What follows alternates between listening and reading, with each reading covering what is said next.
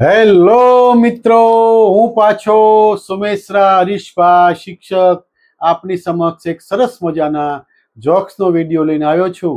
તો મારો વિડીયો જોજો, ગમે તો મારી ચેનલને સબસ્ક્રાઈબ કરજો. મારી ચેનલનું નામ છે ગુજ્જુ ફની કોમેડી 9.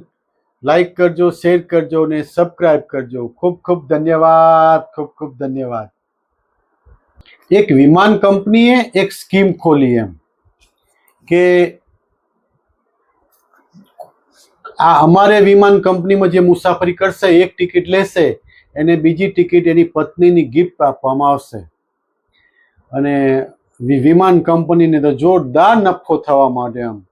એટલી બધી એની પ્રગતિ થઈ, 2 વર્ષ થઈ ગયા એમ. અને વિમાન કંપની ખૂબ આગળ નીકળી ગઈ. પણ વિમાન કંપની એક સર્વે કરાયો કે ચલો આપણે આપણી કંપનીમાં જે એક ટિકિટ પાછળ એક ટિકિટ ફ્રી આપતા હતા, એટલે આપણે લેડીઝોને પૂછીએ કે તમારા અનુભવો કેવા રહ્યા.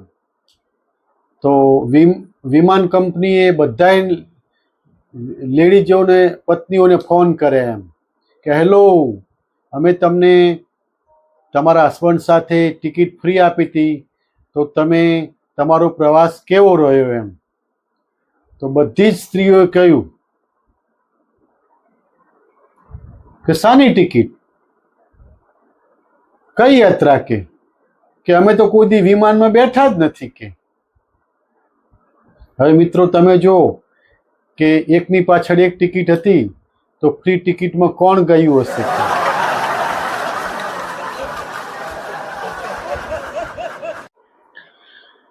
મારા મિત્ર એક છે ને, છગનલાલ, એ એક વખત રોડ ઉપર ગાડીના કાગળિયા લઈને ગયા 4 રસ્તા ઉપર. અને 4 રસ્તા ઉપર તો તમને ખબર છે કે પોલીસવાળા ભાઈઓ વાહનોનું ચેકિંગ કરતા હોય. તો અમારા છગનલાલે પોલીસવાળા ભાઈઓને કાગળિયા બતાવ્યા એમ. અને પોલીસવાળા ભાઈઓ કાગળ ચેક કર્યા કે બરાબર છે, કે તમારી બધા કાગળિયા કમ્પ્લીટ છે એમ કે. પણ કે તમારી ગાડી ક્યાં છે એમ કે. તો અમારે છગનલાલ કે સાહેબ આમાં એવું છે ને કે મારે બહાર જવું તું, એટલે કહું ચલો કે હું પહેલાં ગાડીના કાગળિયા સાહેબ જોડે તપાસવડાવું. અને પોલીસવાળા સાહેબ એમ કે બરાબર છે, તો ગાડી લઉં. અને એમ કે કાગળિયા બરાબર નથી, તો કે ચાલતો શાકભાજી લઈ આવું, ગાડી તો કેર પડી છે સાહેબ.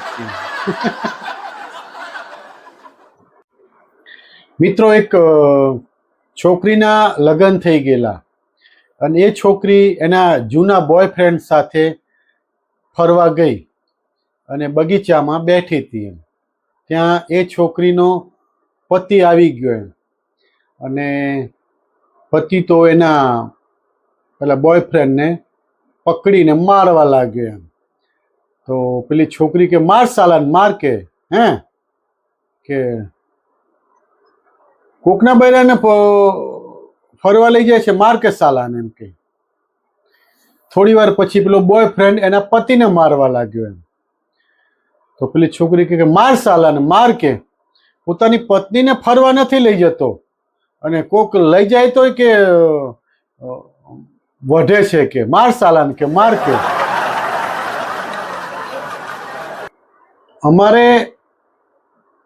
મારા ઘરના એક દિવસ મને કે એક કામ કરો ને એમ, કે આપણે અમદાવાદમાં તમિલ ભાષાના કોઈ ક્લાસ ચાલે છે કે. તો મેં કહ્યું કે ભાઈ તારે તમિલ ભાષાના ક્લાસ ભરીને શું કરવું છે એમ. તો કે મારે કામ છે, કે મારે તમિલ શીખી જવું છે એમ. તો પણ કે તારે તમિલને તારે શું લેવા દેવા એમ. તો કે આપણી પાડોશમાં પેલા તમિલ કપલ લેવા આવ્યું છે ને કે, એટલે કે એ રોજ સવારે કે બહુ ઝઘડે છે એમ કે. એટલે મને ખબર તો પડે કે એ તમિલ ભાષામાં એકબીજાને કેવી ગાળો બોલે છે અને શું કહે છે, એટલે કે મારે તમિલ શીખવું છે એમ કે. મને ખબર તો પડી જોઈએ ને કે બંને ઝઘડે છે તો એકબીજાને કેવી ગાળો દે છે અને શું કહે છે એમ કે. એટલે મારે શીખવી છે તમિલ કે. કાલે એક મારા મિત્ર મળ્યા ને, મગનલાલ મને કે સાહેબ મારે તો કઈ સાલું કાલે કે ઘેર દાવ થઈ ગયો કે. મેં કહ્યું શું થયું ભાઈ, બોલો ને એમ. તો કે સાહેબ મને કાલે મારા પત્ની એવું કીધું એમ કે કાલ સવારે વહેલા ઉઠી જજો કે આપણે પેલા બાજુવાળા ભાભી છે ને એમના ઘરવાળા ઘેર નથી ને, એમને બસ સ્ટેન્ડે 6 વાગે કે મૂકવા જવાનું છે કે. અને હવે મને તો આમ કોઈ ખુશીનો પાર નહીં કે બોલો. અને હું તો પછી કે સારું એમ કરીને રાત્રે જમીન સૂઈ ગયો વહેલા. આવે અને મને તો ઊંઘ આવે નહીં, પેલા પાડોશી બેનના જ સપના આવે.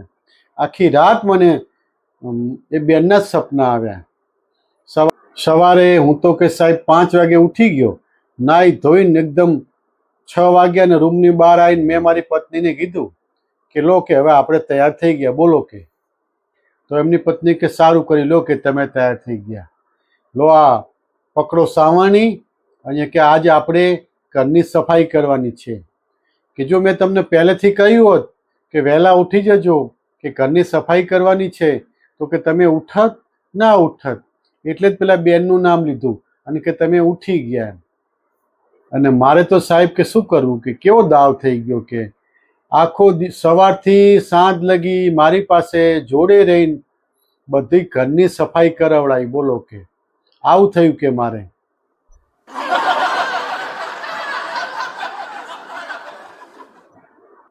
છોકરાનું સગપણ જોવા આવવાના હતા એમ. તો બધા એના ઘરવાળા ભેગા થઈને એને કીધું કે જો બહુ બોલતો નહીં, અને તને પગારનું પૂછે તો તારે પગાર વધારીને જ કહેવાનો કે ઓછો કહેતો નહીં કે. છોકરો કે સારું એમ. અને મહેમાન જોવા આવ્યા, નાસ્તા પાણી કર્યા, ચા પાણી કર્યા, છોકરા છોકરીએ પસંદ કરી લીધા એકબીજાને.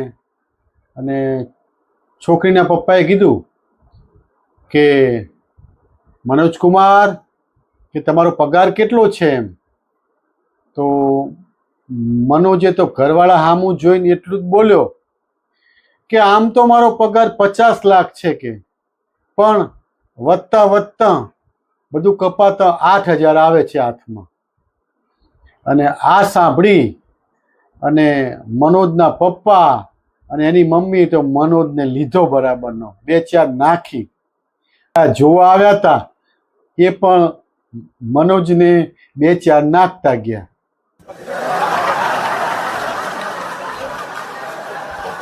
મારા મિત્ર છે મગનલાલ, એમ મને કે સાહેબ આજે તો મારી પત્ની મને એમ કે તમે આજે ધારી લો એમ કે હું તમારી બધી વાત માનતી હોઉં, તમે કહો એમ કરતી હોઉં અને તમને બિલકુલ ના વળતી હોઉં એવું તમે ધારી લો કે. તો અમારે મગનલાલ કે હારું હું તો હસવા જ લાગ્યો એમ. એમની પત્ની કે પણ તમે હસો છો કેમ કે જરા ધારી તો લો કેમ. તો મગનલાલ કે પણ શું કરું કે હું તારું છું પણ ધરાતું જ નથી કે, હું તારી જ નથી શકતો કે, એટલે મને હસવું આવે છે એમ કે સાલું ધારી પણ નથી શકતો બોલો એમ. એટલે આવી વાત છે એમ કે ધારી પણ નથી શકાતું કે પત્ની આપણી વાત બધી માનતી હોય, આપણે કે એમ કરતી હોય, આપણે કહીએ એટલું જ પાણી પીતી હોય.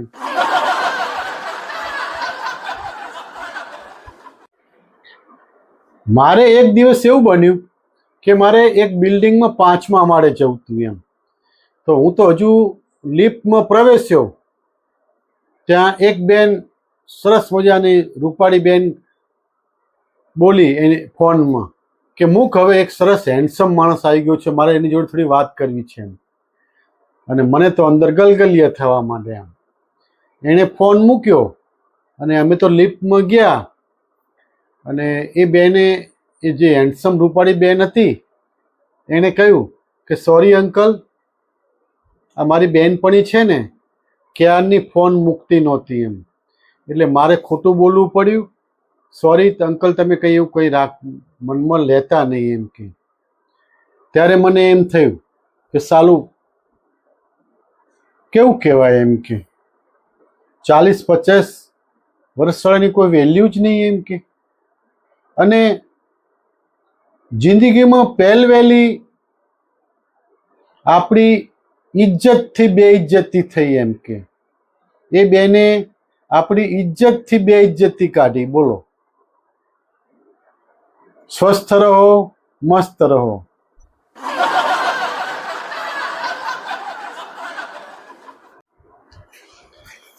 એક લગ્ન પ્રસંગનો જમણવાર હતો ને, તો એમાં એક કાકા છે એ મેં જોયું તો એમણે પેલા દાળ ભાત ખાધા થોડાક, પછી બે લાડવા ખાધા અને પછી પાછા દાળ ભાત ખાધા. એમ એટલે મને એમ થયું કે કાકા કેમ આમ કર્યું એમ. તો હું બાજુમાં જઈને એમને કહ્યું કે કાકા તમે આજે આમ કેમ કર્યું? પહેલા દાળ ભાત ખાધા, પછી લાડવા ખાધા અને પછી દાળ ભાત ખાધા. તો કાકા કે જો બેટા, અત્યારે સિઝન ખરાબ ચાલે છે અને વાયરલ ઇન્ફેક્શન પણ થાય છે. ઝાડા થઈ જાય, જો ઉલટી થઈ જાય તો દાળ ભાત નીકળી જાય, અને ઝાડા થઈ જાય તો પણ દાળ ભાત નીકળી જાય. વચ્ચે લાડવા રે સબ સલામત. એટલા માટે કે મેં પહેલા દાળ ભાત ખાધા, પછી લાડવા ખાધા અને પછી દાળ ભાત ખાધા. મેં કીધું કે વાહ કાકા, તમારી બુદ્ધિ તો કેવી પડે હો. બાકી કાકા કાકા.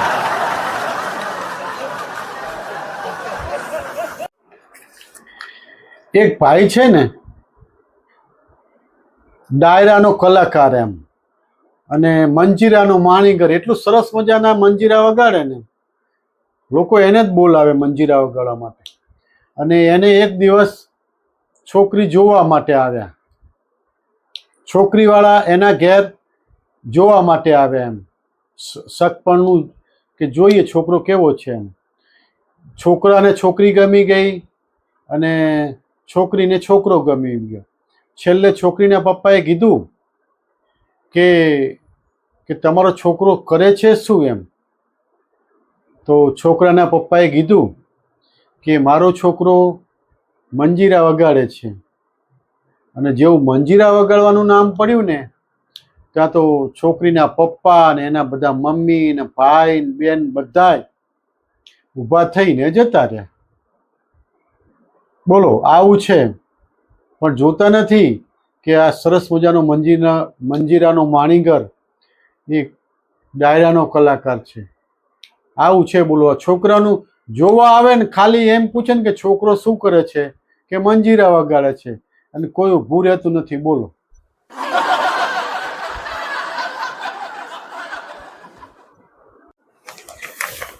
મારો મિત્ર એક વખત મને મળીને કે હરીશભાઈ, આ મારી પત્ની કે બહુ ગુસ્સો કરે છે એમ. વાત વાતમાં ગુસ્સો, વાત વાતમાં એમ, અને એવી તીખી મરચા જેવી કે. મેં કીધું ભાઈ, મારી પત્ની પણ પહેલા ગુસ્સો કરતી હતી પણ હવે નથી કરતી એમ કે. તો એ ભાઈ કે કેમ? કે મેં એક વખત એને કે ગુસ્સો બહુ કર્યો ને, તો મેં એને એમ કીધું કે જેમ ઉંમર થાય ને, ઘડપણ આવે એટલે કે ગુસ્સો બહુ જલ્દી આવે એમ. એ દિવસ અને આજનો દિવસ હજુ મારી પત્નીએ મારી સામે ગુસ્સો નથી કર્યો, મારી સામે ઝઘડી નથી, કે ક્યારે મારી સાથે ઊંચા અવાજે પણ વાત નથી કરી. બોલો, એ ભ્રમ વાક્ય મેં કહ્યું ત્યાર પછી મારી પત્ની ક્યારેય ગુસ્સો કરતી નથી. તો મારો મિત્ર કે એમ, આજે જ વાત કે ઘેર જઈને ટ્રાય કરું એમ.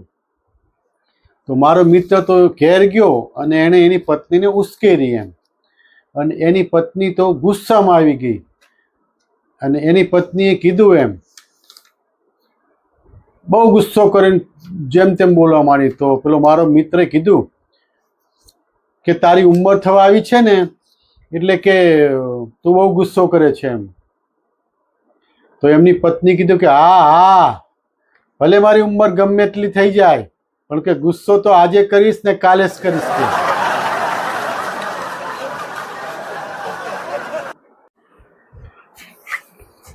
એક ભાઈ મારા ત્યાં આવ્યા અને મને કહે કે સાહેબ, મારે તમને પ્રશ્ન પૂછવું છે કે મારા ત્યાં મહેમાન બહુ આવે છે અને બહુ ઘસારો છે, ખર્ચા પાણી બહુ થાય છે એમ, કે કંઈક ઉપાય બતાવો.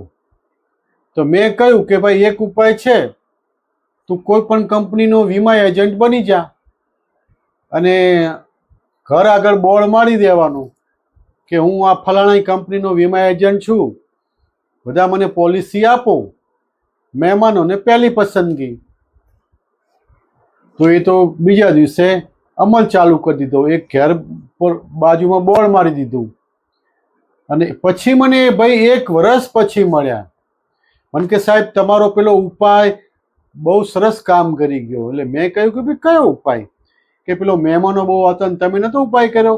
કે સાહેબ આ 1 વર્ષથી મારા ઘેર ચકલું પણ ફરકતું નથી, વીમાની બી કે કોઈ મહેમાન પણ હવે આવતા નથી અને એટલી નિરાશ થઈ ગઈ છે, મેં વીમા કંપનીનો એજન્ટ પણ નથી બન્યો, પણ ખાલી બોર્ડ જ માર્યું છે. બોર્ડ મારવાથી મહેમાનો પણ હવે બહુ આવતા નથી.